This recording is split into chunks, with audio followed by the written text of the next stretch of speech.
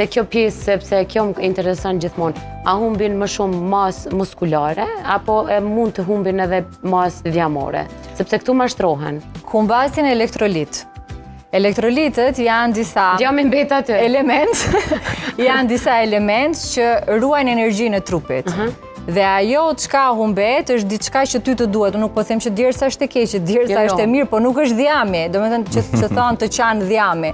Nuk është që të qanë dhjami, janë toksinat që të dalin. Unë madje e bëra një postim para ca kohësh që kur ti djersit, ajo që ti djersit janë shumë edhe metalet të rënda. E ke këtë kadmiumin, e ke aluminin, që ty të del nëpërmjet mërkurin, që ty të del nëpërmjet djersitjes, dhe janë të njëjtat që dalin dhe nëpërmjet procesit të urinimit.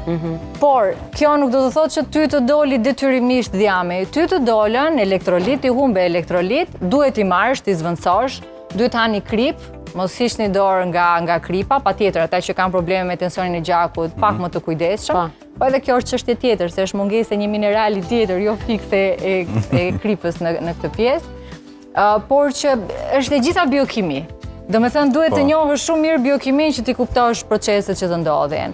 Është multifaktorial dobësimi, ka shumë rëndësi gjumi.